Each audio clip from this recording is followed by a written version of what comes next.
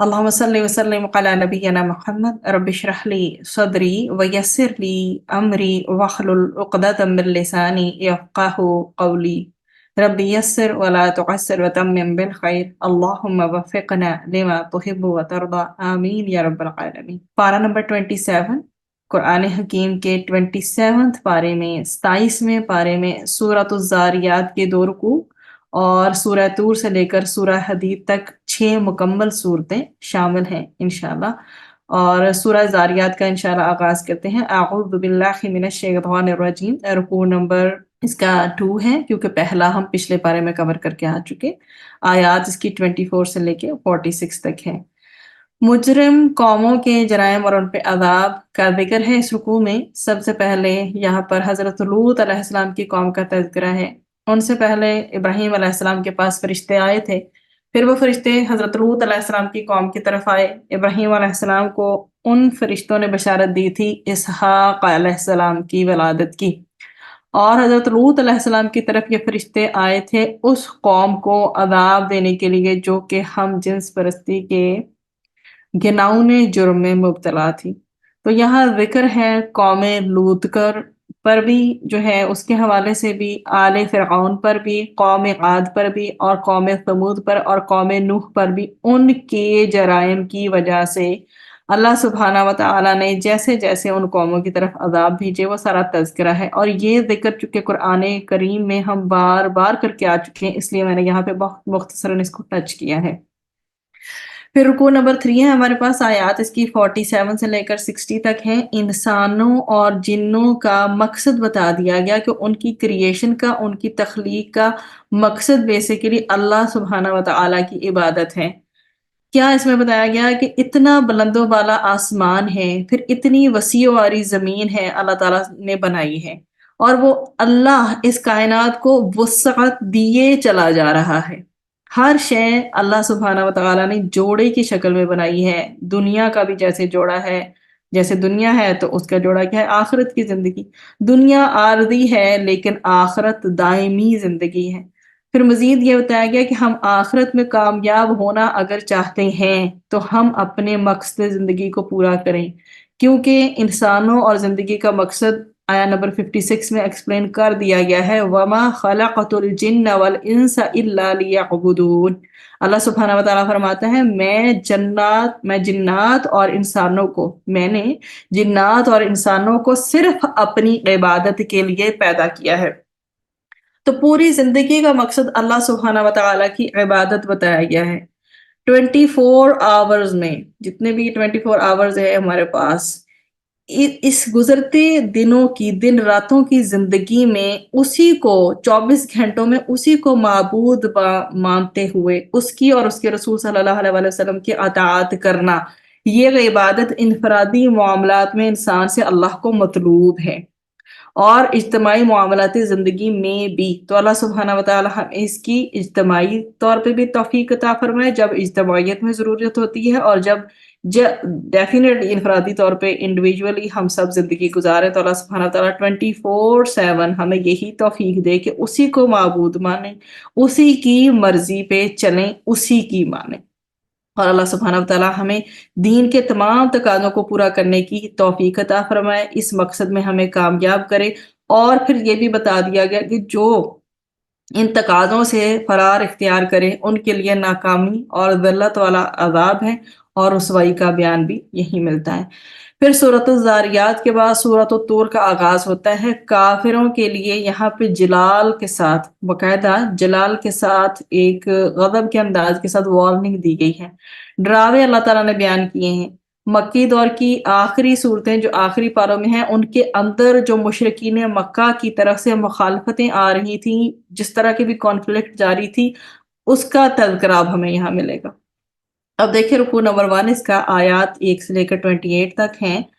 سورۃ الطور مطلب نیک اولاد جنت میں ساتھ ہوگی، اس کو یہ ٹائٹل دیا گیا اس رکوع کو۔ اور بھی یہاں پر ٹاپکس ایکسپلین کیے گئے ہیں، لیکن اللہ سبحانہ تعالیٰ نے پہلے رکوع میں جٹلانے والوں پر جو ہے وہ بدترین عذاب کا پہلے ڈراوا سنایا ہے اسٹارٹنگ میں۔ کچھ قسمیں اللہ سبحانہ وتعالیٰ نے بیان فرمائی ہیں جن میں پہاڑ کی قسم بھی شامل ہے، پھر جو جھٹلانے والے ہیں ان کے عذاب کا بھی تذکرہ ہوا، اور بتایا کہ جو متقین ہیں ان کے لیے نعمتوں والی جنت کی بشارت ہے۔ جنت میں نیک انسان کو اس کی اولاد کے ساتھ رکھا جائے گا۔ اگر کہیں کوئی کسی اعمال کی وجہ سے جنت میں درجے میں نیچے ہوگا تو نیچے والے کو اوپر لے جا کر ماں باپ کو اور نیک اولاد کو جو ایمان پر ہو ملا دیا جائے گا۔ سبحان اللہ۔ یہ جنتی گھرانے کا ذکر ہے۔ اللہ سبحانہ وتعالی ہم سب کو جنت الفردوس عطا فرمائے، آمین۔ اور آج کی جو یہ ایمان کی محنت ہے، اس کی حفاظت اور اس کے تقاضوں پر عمل کرنے کی اللہ سبحانہ وتعالی ہمیں توفیق عطا فرمائے۔ تو وہ کہیں گے جب یہاں یہ سارا واقعہ رونما ہوگا کہ ہمیں یہ انعام، یہ ریوارڈ اس لیے ملا کہ ہم اپنے گھروں میں غافل نہیں تھے، اللہ سے ڈرتے رہتے تھے۔ اللہ تعالیٰ نے ہم پر احسان فرمایا ہے اور ہمیں جہنم کے عذاب سے بچا لیا ہے۔ تو بیسک جو تھیم یہاں سے نکل رہا ہے وہ یہ کہ جو غافل ہو جائے گا وہ ناکام ہوگا، اور جو غفلت سے بچے اور اللہ تعالیٰ کو یاد رکھے اور کل کی تیاری کرے انشاءاللہ وہی کامیاب لوگوں میں سے ہوگا۔ پھر رکوع نمبر 2 ہے اس سورہ کا، آیات 29 سے 49 تک ہیں، اور اللہ سبحانہ وتعالیٰ کا گستاخان رسول پر غیظ و غضب کا تذکرہ ہے اس رکوع میں۔ مشرکین مکہ کے اعتراضات کا جواب دیا گیا ہے کہ یہ نبی پاک صلی اللہ علیہ وآلہ وسلم کو کاہن، مجنون اور شاعر ہونے کا بہتان لگاتے تھے، بلیم کیا کرتے تھے معاذ اللہ۔ تو ان کو رپلائی دیا گیا ہے، جواب دیا گیا ہے کہ یہ عقل کے اندھے ہو چکے ہیں۔ کیا یہ رسول پاک صلی اللہ علیہ وآلہ وسلم کے کردار پر، ان کے کریکٹر پر غور نہیں کرتے؟ مجنون اور دیوانے لوگوں کا اتنا عمدہ کردار ہوتا ہے، انہوں نے نبی کریم صلی اللہ علیہ وآلہ وسلم کو ماضی میں صادق اور امین بھی کہا تھا۔ انہیں چیلنج دیا گیا کہ قرآن کے بارے میں شک ہے تو تم بھی ایسا کلام لے آؤ، تمہیں عربی پر بڑا ناز ہے نا، تم بھی قرآن جیسا کوئی کلام پیش کر کے دکھا دو۔ پھر ایک بڑے جلال کے انداز میں اللہ سبحانہ وتعالی نے ان سے کوسچنز کیے ہیں، بتاؤ کائنات کس نے بنائی، خود ان لوگوں کو کس نے پیدا کیا، کیا یہ خود اپنے خالق ہیں یا بنائے گئے ہیں؟ اگر ہٹ درمی سے باز نہیں آئیں گے تو اللہ کا عذاب انہیں گھیر لے گا۔ نبی کریم صلی اللہ علیہ وآلہ وسلم کو خوشخبری دی گئی کہ وہ نبی اللہ سبحانہ وتعالی کی نگاہوں میں ہیں اور اللہ سبحانہ وتعالی کی نظر کرم میں ہیں۔ تو مخالفین کے اعتراضات پر آپ صلی اللہ علیہ وآلہ وسلم کو آپ صلی اللہ علیہ وآلہ وسلم کے صحابہ کرام کے ذریعے صبر کی تلقین کی گئی ہے، اور ان لوگوں کے برے جو انجام ہیں اس کے حوالے سے انتظار کرنے کا کہا گیا ہے۔ پھر اس کے بعد سورۃ النجم ہے، اللہ سبحانہ وتعالیٰ کی بے مثال قدرتوں کا بیان ہے۔ اب یہ مکی صورتوں کا سلسلہ جاری ہے یہاں سے۔ رکوع نمبر 1 ہے، آیات فرام 1 to 25، اور حضرت جبرائیل علیہ السلام کا ملکوتی جو صورت میں دیدار ہونا، وہ فرشتے تھے اور ان کی اسی فارم میں جو دیدار نبی کریم صلی اللہ علیہ وسلم کو نصیب ہوا اس کے حوالے سے ہے۔ تو معراج کے واقعے کا جو آسمانی سفر کا حصہ ہے اس کا کچھ بیان جو ہے ہم سے سورۃ النجم کے آغاز میں ملتا ہے۔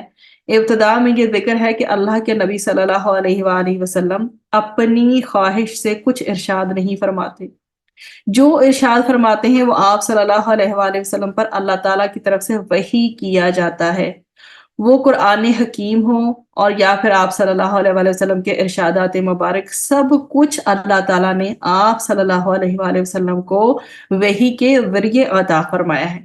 پھر بتایا گیا ہے کہ قرآن حکیم اللہ کا کلام ہے جو بندوں تک 2 راویوں کے ذریعے پہنچا ہے۔ اللہ کا کلام ہے جبرائیل امین کے ذریعے، مطلب جبرائیل کے ذریعے محمد مصطفیٰ صلی اللہ علیہ وآلہ وسلم کو عطا ہوا۔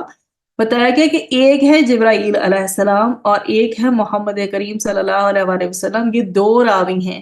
اللہ کا کلام بندوں تک جنہوں نے پہنچایا، اس کے بعد ذکر ہے کہ اللہ کے پیارے نبی صلی اللہ علیہ وآلہ وسلم نے جبرائیل امین کو پہلے بھی دیکھا۔ 2 مرتبہ حیات طیبہ میں نبی کریم صلی اللہ علیہ وآلہ وسلم نے جبرائیل امین کو ان کی اصل شکل میں دیکھا، ان کے 600 پر ہیں، اور یہ بخاری شریف میں منشن کی گئی ہے روایت۔ بتایا کیا گیا ہے کہ اللہ سبحانہ و تعالیٰ کی تجلیات کا ظہور تھا، اور یہاں ذکر ہے کہ بیری کے مقام کا تذکرہ کیا گیا ہے کہ عند سدرۃ المنتہا عندہا جنت المأوا۔ یہ ذکر کر کے قرآن کہتا ہے کہ اس وقت بیری پر اللہ تعالیٰ کی انوار اور تجلیات کا عظیم ظہور ہو رہا تھا، اور نبی اکرم صلی اللہ علیہ وسلم نے کئی اور آیات الہی کا مشاہدہ کیا، اور خوب مشاہدہ اللہ سبحانہ و تعالیٰ کے رسول صلی اللہ علیہ وسلم نے فرمایا۔ تو اس طرح سے اسرا والمعراج ایک عظیم الشان واقعہ ہے، جس کو میں نے مختصراً بہت ہی تھوڑا سا یہاں پر ٹچ کیا ہے۔ رکوع نمبر 2 ہے آیات فرام 26 to 32۔ اللہ کی اجازت کے بغیر کوئی شفاعت نہ کر سکے گا۔ مشرقین مکہ کے دعووں کی تردید کی گئی ہے۔ وہ کہتے تھے کہ فرشتے ان کی سفارش کریں، تو یہاں پہ کمپلیٹلی نگیٹ کی گئی ہے یہ بات۔ بتایا ان کو کیا ہے کہ سفارش تو ہوگی مگر اللہ سبحانہ و تعالیٰ کی اجازت سے، اور اس کے لیے ہوگی جس کے لیے اللہ سبحانہ و تعالیٰ پسند کرے گا۔ قیامت کا دن اصل میں فیصلے کا دن ہے، برے لوگوں کا برا انجام ہوگا، اور جو لوگ بڑے بڑے گناہوں سے بچتے رہے، بے حیائی کی باتوں سے بچتے رہے، اللہ تعالیٰ انہیں بخشش اور انعامات سے نوازے گا۔ پھر رکوع نمبر 3 اس کا تھیم ہے کہ انسان کا عمل اس کے آگے آئے گا، and آیات فرام 33 to 62۔ کیا بتایا گیا کہ روز قیامت کوئی انسان کسی دوسرے انسان کا بوجھ نہیں اٹھائے گا، ہر ایک کو اپنا جواب خود دینا ہوگا، ہر انسان کو اس کے اعمال کا بدلہ مل کر رہے گا۔ تمام انسان اللہ تعالیٰ کے حضور پیش ہوں گے، عدالت سجے گی، قائم ہوگی، اور ہر انسان کو اس کی اچھی یا بری کوشش کا بھرپور بدلہ عطا ہوگا۔ واضح یہاں یہ کیا گیا ہے کہ انسان کا کل اختیار اللہ تعالیٰ کے پاس ہے۔ خوشی ہو غمی ہو، زندگی ہو موت ہو، خوشحالی ہو یا تنگ دستی ہو، یہ سب کچھ اللہ سبحانہ و تعالیٰ کی طرف سے حکم صادر ہوتا ہے۔ اللہ تعالیٰ نے سابقہ جو بھی قومیں تھیں، پریویس نیشنز تھیں، ان کو سرکشی پر ہلاک کر دیا۔ تو کیا بتایا گیا کہ اس میں خیر ہے مشرکین عرب کی، مشرکین مکہ کی، اگر وہ نبی کریم صلی اللہ علیہ وسلم کی انویٹیشن کو قبول کر لیں گے، ان کی دعوت کو قبول کر لیں گے، توحید کے تقاضوں کو پورا کریں اور اللہ تعالیٰ کی رحمت کے مستحق بننے کی کوشش کریں، تب ہی ان کے لیے خیر ہے۔ اور اگر وہ نبی کریم صلی اللہ علیہ وسلم کی لائی ہوئی دعوت کا بار بار انکار کریں گے تو وہ آخرت میں اپنا انجام پھر دیکھ لیں گے۔ اور سورۃ النجم کے بعد آگے جو آغاز ہوتا ہے وہ سورۃ القمر کا ہے۔ اللہ تعالیٰ کے غیظ و غضب کا پرجلال مظہر آپ کو یہاں ملے گا، پچھلی قوموں کا، ان کی سرکشی کا اور ان پر آنے والے عذابوں کا ذکر کر کے زوردار انداز میں اللہ سبحانہ و تعالیٰ نے وارننگ فرمائی ہے۔ سورۃ القمر رکوع نمبر 1 آیات فرام 1 to 22۔ قرآن سمجھنے کے لیے آسان کر دیا گیا۔ اس پہلے رکوع میں اللہ سبحانہ و تعالیٰ نے مشرکین مکہ کے لیے سخت وعیدیں بیان کی ہیں، بہت ہی جو الارمنگ جو ہیں وارننگز دی گئی ہیں۔ یہ لوگ واضح نشانیاں دیکھ کر جھٹلا رہے ہیں، لہذا انہیں دنیا اور آخرت میں تباہی کا سامنا کرنا پڑے گا۔ حضرت نوح علیہ السلام کی قوم اور اسی طرح قوم عاد کا ذکر ہے۔ ان لوگوں نے سرکشیاں کی تو اللہ تعالیٰ نے انہیں برباد کر دیا۔ قوم نوح علیہ السلام کا بھی تذکرہ ہے کہ اللہ سبحانہ و تعالیٰ نے ان کو زبردست طوفان، اور قوم عاد کو اللہ سبحانہ و تعالیٰ نے تیز آندھی کے ذریعے ہلاک کیا۔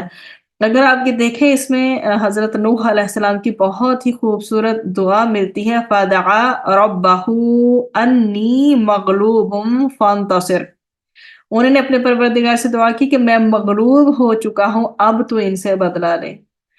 تو اتنے عرصے کی محنت تھی، سینکڑوں برس کی اپنی قوم کے اوپر مغز کھپانے کی ان کی ایفرٹ تھی، اور ان کی طرف سے آگے سے اس قدر جو ہے ان کو تکلیفیں، ایذا اور جھڑکیاں برداشت کرنی پڑیں کہ آپ نے اس وقت جب کسی شخص کے مزید ایمان لانے سے آپ قطعاً مایوس ہو گئے تھے، بالکل ہی ڈس اپوائنٹ ہو گئے تھے، تو یہ دعا کی تھی کہ ہم پر جو ظلم و ستم یہ لوگ ڈھا چکے ہیں، ہماری مدد فرما، ان سے بدلہ لے لے۔ تو یہ اس وقت حضرت نوح علیہ السلام نے یہ دعا کی تھی، تو اللہ سبحانہ و تعالیٰ نے انہیں اطلاع دی کہ اب تیری قوم میں سے کوئی ایمان نہیں لائے گا۔ تو اب یہ دیکھیں کہ یہ کس قدر مایوسی میں انہوں نے دعا کی تھی۔ تو دیکھیں ہمیں اللہ پہ توکل کرنا چاہیے، جب ہمیں لگے نا کہ ہم بالکل ہی ایک طرح سے ڈوب چکے ہیں، کچھ سمجھ نہیں آ رہی، نہ رائٹ نہ لیفٹ نہ فرنٹ نہ بیک، کچھ سمجھ نہیں آ رہی، تو بس اللہ سبحانہ و تعالیٰ کے حضور کہیں انی مغلوب فانتصر، کہ اللہ تعالیٰ میں ہار گئی ہوں، میں تھک گئی ہوں، مجھے آپ نے سنبھالنا ہے۔ تو پھر انشاءاللہ اس دعا کا اثر آپ دیکھیے گا، اپنی زندگی میں محسوس کریں گے انشاءاللہ۔ بس دعا کے لیے دل غافل نہیں ہونا چاہیے، فل فوکس کے ساتھ دعا کرنی چاہیے۔ تو یہ ہے پرانی قوموں کا، سب کا، پریویس نیشنز کا تذکرہ، کہ کیسے کیسے ان کی سرکشی کی وجہ سے اللہ سبحانہ و تعالیٰ نے ان کو تباہ کر دیا اور وہ ہلاک ہو گئیں کیونکہ وہ سرکش تھیں۔ اور دوسری بات یہ ہے کہ سورۃ القمر میں جو آیت ہے اس کی بار بار ریپیٹیشن ہوئی ہے، وَلَقَدْ يَسَّرْنَا الْقُرْآنَ لِلذِّكْرِ فَهَلْ مِن مُدَّكِرٍ، اور یقیناً ہم نے نصیحت کے لیے قرآن کو آسان کر دیا، تو کوئی ہے جو نصیحت حاصل کرے۔ تو قرآن کا جو بنیادی پیغام ہے، جو بیسک میسج ہے، وہ سب کے لیے واضح ہے، کو بالکل کرسٹل کلیئر ہے، صاف و شفاف ہے، کوئی کسی قسم کی کنفیوژن ہی نہیں ہے۔ قرآن کیا چاہتا ہے بندے سے؟ خالق کائنات کا تعارف، کائنات کے بارے میں حقیقت کیوں پیدا کی گئی، بندوں کو کیوں بنایا گیا، یہ بنیادی موضوعات سب کے لیے قرآن حکیم میں بالکل واضح ہیں، اور سب کے لیے اس میں انویٹیشن ہے۔ قرآن حکیم سے احکامات کو لینا، فقہی مسائل کو اخذ کرنا، یہ ایک خاص فیلڈ ہے جس کے لیے وقت لگایا جانا چاہیے، اہل علم کے کرنے کا کام ہے، لیکن قرآن کا بنیادی سادہ پیغام تمام انسانوں کے لیے اوپن ہے، اور اس تعلق سے قرآن نصیحت کے لیے بھی بہت آسان کتاب ہے، اس لیے بار بار اس آیا کی ریپیٹیشن ہوئی ہے اس سورہ میں۔ دین رکوع نمبر 2، آیات فرام 23 to 40، مجرم قوموں پر اللہ کا عذاب۔ وہی دیکھیں ریپیٹیشن بار بار ہو رہی ہے، اور یہ ہم بہت ڈیٹیل سے پہلے پڑھ کے آ چکے، تو میں بہت بریفلی ان کو ڈسکرائب کروں گی۔ تو یہاں پر قوم ثمود اور قوم لوط پر آنے والے عذاب کا ذکر ہے۔ قوم ثمود کو زلزلے کے ذریعے ہلاک کیا گیا، قوم لوط پر 3 اقساط میں اللہ کا عذاب آیا، ان 3 ایپیسوڈز، بیسیکلی 3 قسطوں میں۔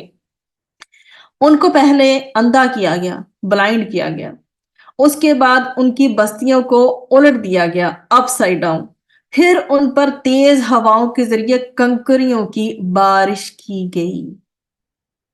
اور یہ انجام کس چیز کا تھا؟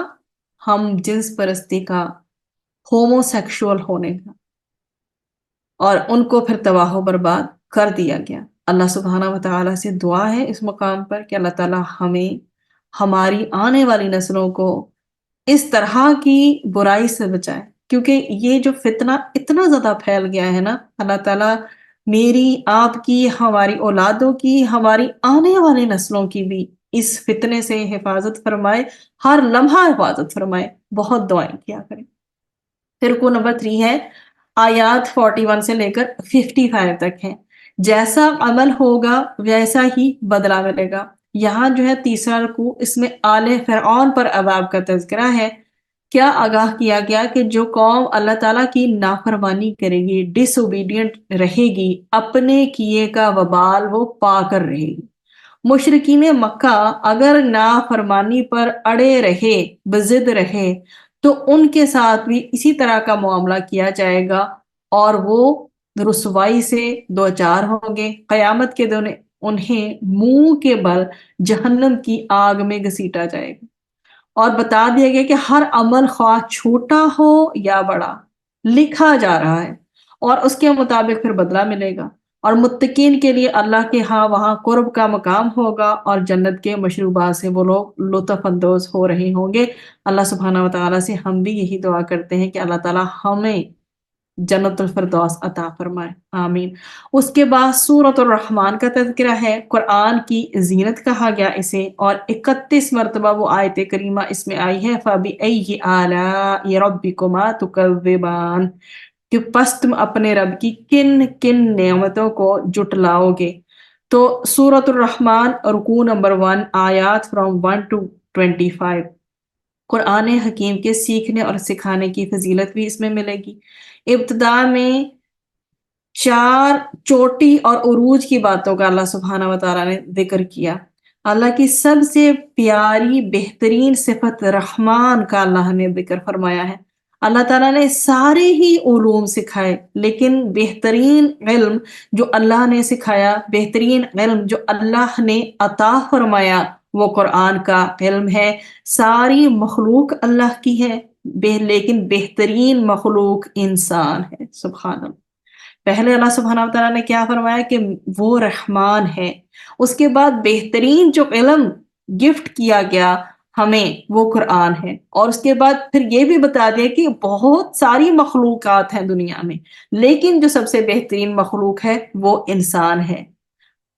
انسان کو ساری صلاحیتیں اللہ نے ادا کی ہیں، ہر طرح کی کیپیسٹی، ہر طرح کی ایبلٹی اللہ نے دی ہے، مگر بہترین صلاحیت کیا دی ہے؟ بیان کی، ڈسکرائب کرنے کی۔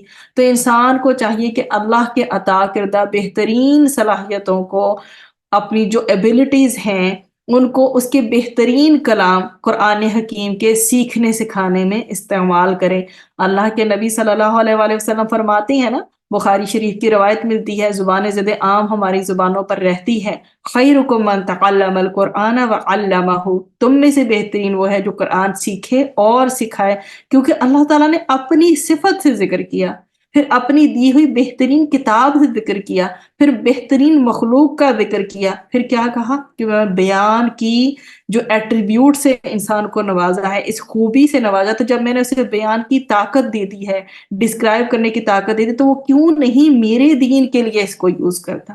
تو اس رکوع میں بتایا گیا کہ اللہ نے کائنات کی ہر شے میں بیلنس رکھا ہے، توازن رکھا ہے، اور یہ توازن اس بات کا میسج دے رہا ہے کہ لوگوں کو بھی اپنے معاملات میں توازن رکھنا چاہیے، عدل کا معاملہ کرنا چاہیے۔ ہم دیکھیں کہ ہماری زندگیوں میں کیا توازن ہے، ہماری زندگیاں بیلنسڈ ہیں۔ آپ کی دیکھیں کہ کبھی کبھار تو ہم اتنے اپ ہو جاتے ہیں اپنی موٹیویشن اور اپنی جذبات کو لے کے، کہ کبھی کبھار اس قدر ڈاؤن ہو جاتے ہیں، تو اللہ سبحانہ و تعالیٰ کے پیارے نبی جو ہیں وہ کیا صلی اللہ علیہ وآلہ وسلم ایک ہی چیز ریکمنڈ کرتے ہیں بار بار، اگر آپ دیکھیں کہ میانہ روی کو آپٹ کرو، معاملہ وہ جو میڈیم ہو، جو بیلنس پر آپ اپلائی کر سکے، کہ آپ کی زندگی بیلنسڈ ہو، توازن میں ہو، نہ تو آپ بہت رائٹ چلے جائیں، نہ آپ بہت لیفٹ چلے جائیں، نہ بہت آگے نکل جائیں، نہ بہت پیچھے۔ زندگی میانہ روی کے ساتھ گزاریں اور توازن قائم کرنے کی کوشش کریں، عدل کا معاملہ کریں، اور دائیں بائیں ہو جانے اور انتہا پسندی پر چلے جانے سے اپنے آپ کو، انسان کو بچانا چاہیے۔ دین رکوع نمبر 2 آف سورۃ الرحمن، آیات from 26 to 45، انسانوں اور جنات کی بے بسی کا تذکرہ کیا گیا ہے، کہ دیکھیں قدرت بہت خوبصورت مناظر انسان کو دیتی ہے۔ اس کائنات میں، اس یونیورس میں اللہ کی قدرت کے نظارے تمہاری نگاہوں کے سامنے ہیں، لیکن یہ سارا کچھ، یہ جو سارا معاملہ ہمارے پاس ہے، ہمارے سامنے ہے، یہ سب فنا ہو جائے گا۔ جو کوئی زمین پر ہے وہ فنا ہو جائے گا، اور باقی رہ جائے گی ذات رب ذوالجلال والاکرام۔ اور پھر کیا بتایا گیا کہ اس ہستی کے ساتھ مسلسل لا لگا لو، رابطہ منقطع نہ ہو، ڈسکنیکشن نہ ہو، اور کیا کرو، اس ہستی کے ساتھ مسلسل لا لگا کر تم بھی اللہ تعالیٰ کی دائمی رحمتوں کو اور نعمتوں کو اور سکون کو حاصل کر سکتے ہو۔ لیکن انسانوں اور جنات کو ان کی بے بسی کے بارے میں بھی ساتھ ہی بتا دیا گیا۔ اگر تم سمجھتے ہو کہ تم بڑے طاقتور ہو، تو اس کائنات کی حدود اور اللہ کے علم سے باہر نکل کر دکھاؤ، یعنی یہ تمہارے لیے ممکن ہی نہیں ہے۔ مجرمین کا بھی بیان ہے کہ انہیں آگ اور دھوئیں سے لبریز شعلوں سے جلایا جائے گا۔ استغفر اللہ۔ قیامت کا پھر نقشہ بھی کھینچا گیا ہے، اس دن مجرم اپنے چہروں سے پہچان لیے جائیں گے، ان کے کرتوت، ان کی چہروں کی سیاہی نظر آ رہی ہوگی ان کے چہروں سے، ان کے سر کے بالوں اور ٹانگوں سے پکڑ کر جہنم میں انہیں ڈال دیا جائے گا، اور وہاں دہکتی ہوئی آگ ہوگی اور کھولتے ہوئے پانی کا عذاب، اس کا مزہ ان کو چکھایا جائے گا۔ اللہم اجرنا من النار۔ اللہ سبحانہ و تعالیٰ مجھے، ہم سب کو، مجھے اور آپ کو، ہم سب کو، اور ہماری آنے والی نسلوں کو، ہمارے پیرنٹس کو، ہمارے عزیز و اقارب سب کو اللہ सुबहाना व ताला जहन्नम की आग से महफूज फरमाए। देन रुकू नंबर 3, आयात फ्रॉम 46 टू 78, दो तरह की जन्नतों का तज़किरा है। बताया गया कि असहाबुल यमीन और मुकर्रबीन की जन्नतों का जिक्र है। असहाबुल यमीन जो है वो आम अहले ईमान, दाएं हाथ वाले, और मुकर्रबीन जो है बुलंद दर्जात पाने वाले, अल्लाह का कुर्ब ज्यादा और मजीद कुर्ब हासिल करने वाले हैं। असहाबुल जमीन दाएं हाथ वाले वो सआदतमंद हैं जिन्हें नामा आमाल दाएं हाथ में दिया जाएगा। उनकी जन्नत में बागात इंतहाई घने होंगे, चश्मे बह रहे होंगे, हर तरह की मेवों की कसरत होगी। उनकी जो बीवियां हैं वो शर्म हया का पैकर होंगी और मोती और मूंगों की तरह हसीन होंगी। मुकर्रबीन वो होंगे जो बगैर हिसाब के जन्नत में दाखिल होंगे। उनकी जन्नत में बागात इंतहाई गहरे सब्ज रंग के होंगे, चश्मे फूट रहे होंगे, मेवे खजूरें और अनार कसरत से होंगी। उनकी बीवियां नेक सीरत होंगी, वो खैमों में मकीन होंगी। ये औरतें जो जन्नती औरतें हैं, हूरें, इनकी शर्म हया का जिक्र है कि वहां भी वो खैमों में होंगी और नफीस बिछौनों पर वो लोग टेक लगाए तशरीफ फरमा होंगे। बहुत बाबरकत है ज़ात अल्लाह सुब्हाना व तआला की, जिसका नाम बड़ी इज़्ज़त का हामिल है और वो बहुत करम करने वाला है। इसके बाद सूरतुल वाक़िया है, ये भी मक्की सूरत है। आखिरत में इंसानों के अहवाल का, हालात का बयान मिलेगा इसमें आपको। सूरतुल वाक़िया, रुकू नंबर 1, आयात फ्रॉम 1 टू 38। इंसानों की 3 ग्रोहों में तकसीम। इंसान को कयामत के दिन 3 ग्रुप्स में डिवाइड कर दिया जाएगा। बताया गया कि कयामत अव्वल तो यह है कि वाकया होकर ही रहेगी। उस रोज कई लोग जो दुनिया में बुलंद समझे जाते थे वो पस्त कर दिए जाएंगे, और बहुत से लोग जो दुनिया में नुमाया थे, उनका किरदार बहुत उम्दा था, उनको दर्जात की बुलंदी अता की जाएगी। वो बुलंद मकामात पर फाइज होंगे। 3 ग्रोहों का जिक्र है। एक मुकर्रबीन बहुत ही कुर्ब वाले, और उनके साथ जिक्र है वो जो बगैर हिसाब जन्नत में दाखिल होंगे। दूसरे असहाबुल यमीन होंगे, दाएं हाथ वाले, जिनका नामा अमाल दाएं हाथ में अता किया जाएगा और आसान हिसाब के साथ वो जन्नत में दाखिल होंगे। अल्लाह सुब्हाना व तआला हम सबको आसान से आसान तरीन जो है ना हिसाब अता फरमाए, या तौफीक दे दे कि हम बेहिसाब जन्नत में दाखिल हो जाएं इंशाल्लाह। तीसरी कैटेगरी जो बयान की है वो असहाब शिमाल की है, बाएं हाथ वाले, जिनका नामा अमाल उनके बाएं हाथ में दिया जाएगा। वो जहन्नम का नवाला बनेंगे। इस रुकू में मुकर्रबीन बहुत ही कुर्ब वाले और असहाबुल जमीन दाएं हाथ वाले, और उनको जन्नत अता जो अदा की जाएगी उसकी नेमतों का भी साथ ही तज़किरा है, और उसके साथ साथ असहाब शुमाल का तज़किरा। 3 कैटेगरीज हमारी कंप्लीट हो गई। अल्लाह सुब्हाना व तआला से अगेन हम जन्नत फिरदौस का सवाल करते हैं। रुकू नंबर 2 है, इसमें आयात 39 से लेकर 74 तक है। असहाब शिमाल का बुरा अंजाम डिस्क्राइब किया गया है कि वो जहन्नम में सामना करेंगे अजाबों का। ये बदनसीब दुनिया में आसूदा हार और खुशहाल थे और बड़े बड़े गुनाह करते थे, लेकिन मरने के बाद दोबारा जिंदगी का यकीन नहीं रखते थे। इस रुकू में 4 अजीम कुदरतों का बयान एक सवाली उसलूब में बड़े जलाली अंदाज में किया गया है। पूछा यह गया है, बताओ माँ के रहम में इंसान की तख्लीक कौन करता है? बीज को फाड़कर खेती कौन उगाता है? बादलों से बारिश कौन बरसाता है? इंसानों के फायदे के लिए आग किसने बनाई है? यकीनन ये तो सब कुछ अल्लाह की कुदरतें हैं। अल्लाह ताला हमें अपनी नेमतों का एतराफ और उनका शुक्र अदा करने की तौफीक अता फरमाए, आमीन। रुकू नंबर 3, आयात फ्रॉम 75 टू 96। इसमें मौत का मंजर डिस्क्राइब किया गया है। पहले बताया गया है कि कुरान हकीम की अजमत का जिक्र है कि वो लौहे महफूज में महफूज है। वहां रसाई मुकर्रब फरिश्तों ही की है, वो ही एक्सेस कर सकते हैं। लेकिन अफसोस का मुकाम तो है ये कि इस कदर बुलंदो बाला दर्जात वाला अदीम कुरान है हम सब के पास, हम सब इंसानों के पास ये अजमत वाला कुरान है। लेकिन मुसलमान इंसानों की अजीम अक्सरियत का मामला कि वो इससे सुस्ती बरतते हैं, اس سے غفلت برتتے ہیں۔ تو اللہ تعالیٰ ہمیں محفوظ رکھے اور ہمیں قرآن حکیم سے جڑنے کی توفیق عطا فرمائے، اس کو ہم دل سے مانیں اور اس کے تقاضوں پر بھی عمل کریں۔ اللہ ہم سب کو اس کی توفیق عطا فرمائے۔ انسان کی پھر موت کا نقشہ قرآن کی عظمت کے بعد ڈسکرائب کیا گیا ہے کہ موت کے وقت اس کی جان خلق کے قریب آ کر پھنس جاتی ہے، مرنے والا تڑپ رہا ہوتا ہے، عزیز و اقارب، دوست احباب قریب کھڑے دیکھ رہے ہوتے ہیں مگر وہ اس کو بچا نہیں سکتے۔ بتایا گیا کہ اگر تم بڑے اختیار والے ہو، you have a big authority, اپنے آپ کو صاحب اختیار سمجھتے ہو، تو اس مرنے والے کی جان کو اس کے جسم میں لوٹا دو، لیکن تم ایسا نہیں کر سکتے۔ تو زندگی موت کا کل اختیار اللہ سبحانہ و تعالیٰ کے پاس ہے۔ اب آخر میں پھر نتائج بھی بتایا گیا ہے کہ تینوں گروہوں کے حوالے سے۔ اب اگر مرنے والا مقربین میں سے ہوگا تو جنت کی ہواؤں اور خوشبوؤں سے اس کا استقبال ہوگا۔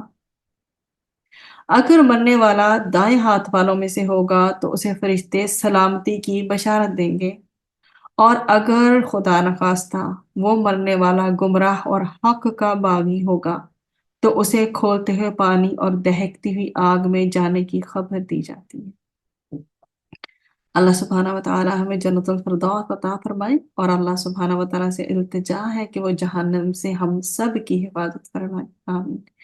اس کے بعد اب سورۃ الحدید کا آغاز ہوگا۔ اس بارے میں مکی صورتیں الحمدللہ جو ہیں مکمل ہوئی، 7 مکی صورتیں، اب 10 مدنی صورتیں آ رہی ہیں۔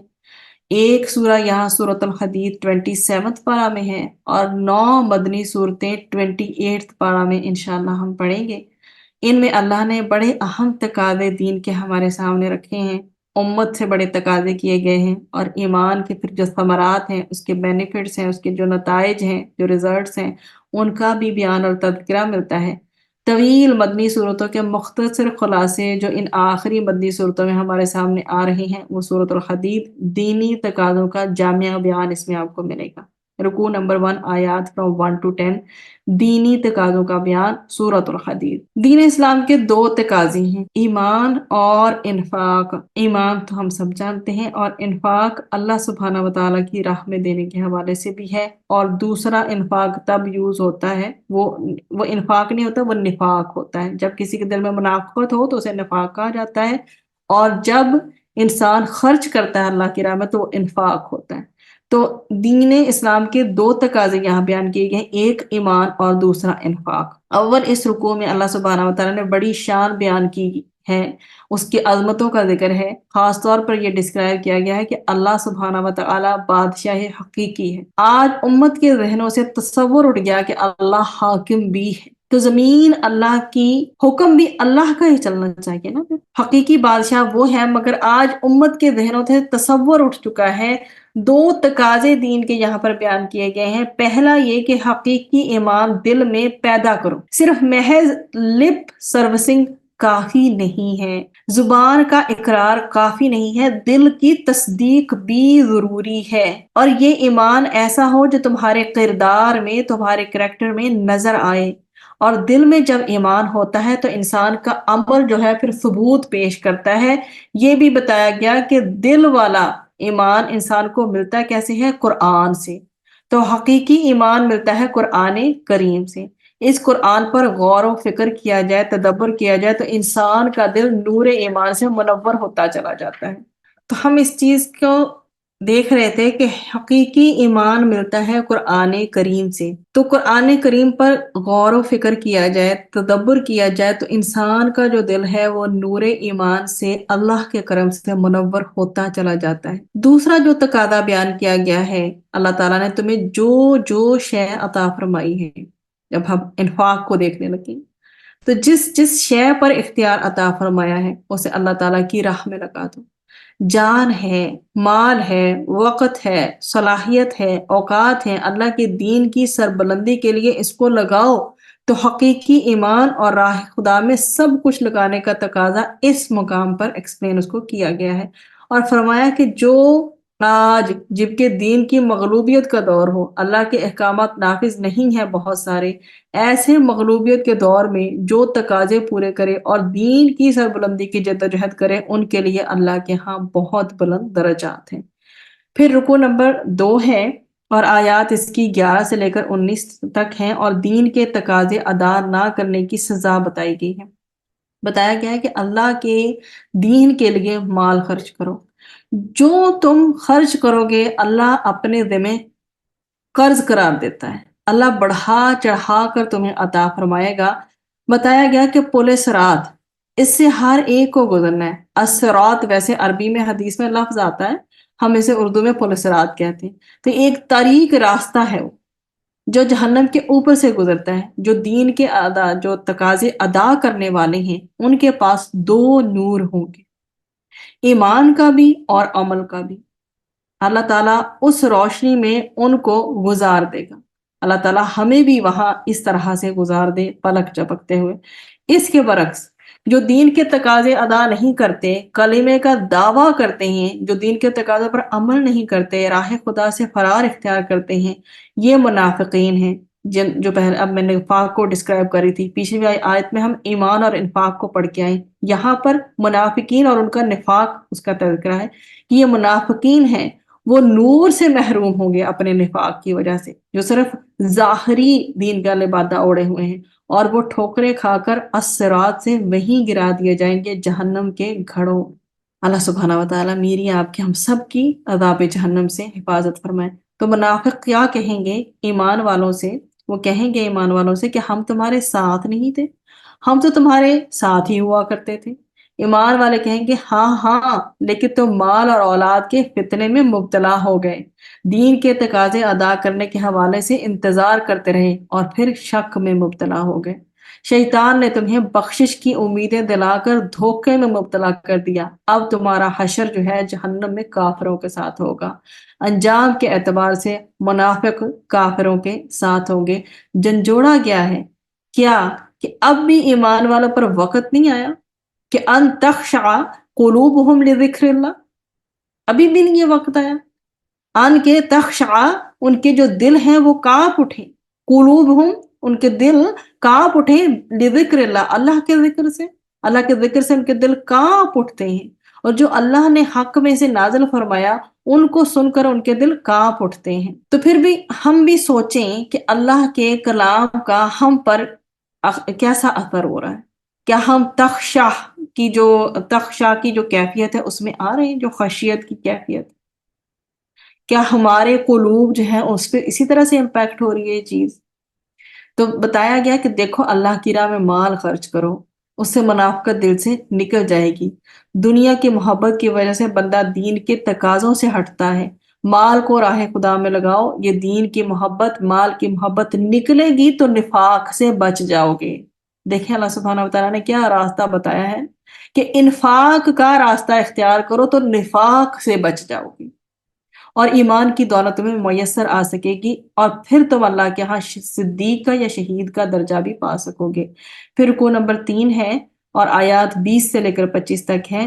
دنیاوی زندگی کے 5 سٹیجز جو ہوتی ہیں ان کو ایکسپلین کیا گیا ہے، دنیاوی زندگی کے 5 ادوار، 5 سٹیجز بتایا گیا کہ دنیاوی زندگی کے 5 ادوار کی جن کی دلچسپیوں میں، جن کے انٹرسٹس میں بندہ مبتلا ہو کر آخرت اور دین کے تقاضوں کو فراموش کر دیتا ہے۔ بچپن کا معصومانہ کھیل، لڑکپن میں کھیل تماشا جو ٹین ایج ہوتی ہے، تفریحات کی لذت جو انٹرٹینمنٹ انسان کرتا ہے، جوانی میں بننے سنورنے کا اہتمام، اور ادھیڑ عمر میں ایک دوسرے سے آگے نکلنا، بہترین گھر، اولاد کی اچھی تعلیم، گاڑی، بینک بیلنس وغیرہ، اور بڑھاپے میں مال اور اولاد کی کثرت کی ہوس۔ جیسے جیسے بندہ آگے بڑھتا ہے پچھلی زندگی کی کوئی حیثیت اس کی نگاہوں میں نہیں رہتی۔ یہی بتایا گیا کہ دنیا کی زندگی کھیتی کی مانند ہے، جب کھیتی میں فصل اگ آتی ہے، لہلہانے لگتی ہے تو انسان بڑا خوش ہوتا ہے، پھر وہ زرد پڑ جاتی ہے، تم بھی جوانی کے جوبن پر آتے ہو تو بڑے اکڑ میں آ جاتے ہو، بڑھاپا آئے گا، موت آ جائے گی، اور اس سے کسی کو معلوم نہیں، اس سے پہلے بھی آ سکتی ہے۔ مٹی مٹی ہو جاؤ گے، لیکن کل اللہ تعالیٰ کے سامنے کھڑے ہونا ہے، پھر وہاں اس کی مغفرت اور اس کی رضامندی کا اعلان ہے، یا پھر اللہ تعالیٰ کی طرف سے شدید عذاب۔ تو تم غور و فکر کرو، تم کل کے لیے کیا تیاری کر رہے ہو؟ یہ دنیا کی حقیقت بیان کرتی گئی ہے ہمارے لیے کہ یہ عارضی ہے، جس کی محبت میں ڈوب کر بندہ دین کے تقاضوں سے فرار اختیار کر لیتا ہے۔ بدلتے حالات میں انسان کے پاس مصائب، مصیبتیں، پریشانیاں، مشکلیں آتی ہیں، لیکن ان کی بھی حقیقت بتا دی کہ سب کچھ اللہ کے علم میں ہے۔ جو کچھ بھی ہو رہا ہے اللہ کی رضا سے، اللہ کی مشیت سے ہو رہا ہے۔ اور مومنانہ طرز عمل کیا ہوتا ہے کہ جب بھی مصائب آئیں، جب بھی مصیبتیں آئیں، تکلیفیں آئیں، مشکلیں آئیں، ان پر صبر کرو۔ یہ تو مصیبتوں کے لیے بتا دیا گیا نا، کہ جیسی بھی کیفیت مشکل سے مشکل ترین ہے اس پر صبر کرو، لیکن جب نعمت ملے، اللہ نواز دے، بلیسنگز ملیں، ریوارڈز ملیں، نعمتیں ملیں، تو ان پر پھر شکر کرو۔ نعمتوں پر اتراؤ مت، اللہ کا شکر ادا کرو۔ ان بدلتے حالات میں تاثرات دنیا کے ساتھ ساتھ انسان کیا کرتا ہے، گزرتے ہوئے حالات کے اکارڈنگ اپنے آپ کو مولڈ کرتا چلا جاتا ہے۔ لیکن انسان کو سے اللہ کو کیا مطلوب ہے کہ وہ مصائب پر صبر کرے اور نعمتوں پر اللہ کا شکر ادا کرے۔ اور پھر آگے جو ہے مزید ایکسپلین کیا گیا کہ پیغمبروں کا جو مشن ہے وہ انقلابی ہوا کرتا ہے، لِيَقُومَ النَّاسُ بِالْقِسْطِ۔ انسانیت جو ہے وہ اس کے لیے کیا کہا گیا ہے کہ قسط پر فیصلے کرو، جسٹس پر، عدل پر فیصلے کرو۔ اس لیے پیغمبر دعوت اور تبلیغ کا کام بھی، جو پیغمبر دعوت کا کام بھی کرتے تھے اور تبلیغ کا کام بھی کرتے تھے، لیکن اللہ نے لوہا بھی پیدا کیا۔ جہاں پہ تبلیغ ہو رہی ہے، دعوت کا کام ہو رہا ہے، وہاں پر اللہ سبحانہ وتعالیٰ نے لوہا بھی پیدا کیا جس میں جنگ کی صلاحیت رکھی ہے۔ تو ظلم کے خاتمے اور عدل کے نفاذ کے لیے کبھی جنگ بھی کرنا پڑے تو اللہ تعالیٰ فرماتا ہے کہ ایمان والوں کو یہ کام کرنا ہوگا، اور اللہ کی خاطر اس کے دین کے لیے کھڑے ہو جاؤ اور عدل کے نفاذ کی جد و جہد کرو۔ پھر رکوع نمبر 4 ہے، آخری رکوع ہے اس پارہ کا اور سورۃ الحدید کا، آیات 26 سے لے کر 29 تک ہے۔ رہبانیت کا تذکرہ ہے کہ بیسیکلی جو رہبانیت ہے وہ دینی تقاضوں سے فرار کی ایک راہ ہوا کرتی ہے، اور بتایا کیا گیا ہے کہ ترک دنیا یعنی کہ رہبانیت کو اختیار کرنا یہ دین کے تقاضوں سے فرار اختیار کرنے کا ایک بہانہ ہے، اور شیطان کچھ لوگوں کو اس ترک دنیا کی روش پر لگا کر دین کے تقاضوں سے دور کرتا ہے تاکہ معاشرے میں شیطانی کام چلتے رہیں اور تم کونے خدرے میں بیٹھ کر بس اپنی انفرادی عبادات میں لگے رہو۔ یہ ہے شیطان کا طرز عمل، جبکہ دین کیا کہتا ہے کہ اٹھو، عدل کے قائم کرنے والے بن کر کھڑے ہو جاؤ، ٹیک اے اسٹینڈ۔ یہ تقاضا اس مقام پر بیان کیا گیا ہے۔ اہل کتاب کو بھی بتایا گیا ہے کہ اگر وہ نبی کریم صلی اللہ علیہ وسلم پر ایمان لے آئیں تو ان کو کیا ہوگا، ان کو دوہرا اجر عطا ہوگا، اور اللہ ان پر اپنی رحمتوں کے دروازے کھول دے گا۔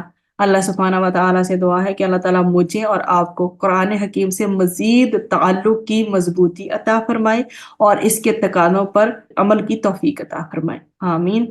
وآخر دعوانا عن الحمد للہ رب العالمین، سبحان ربک رب العزت عما یصفون وسلام علی المرسلین والحمد للہ رب العالمین۔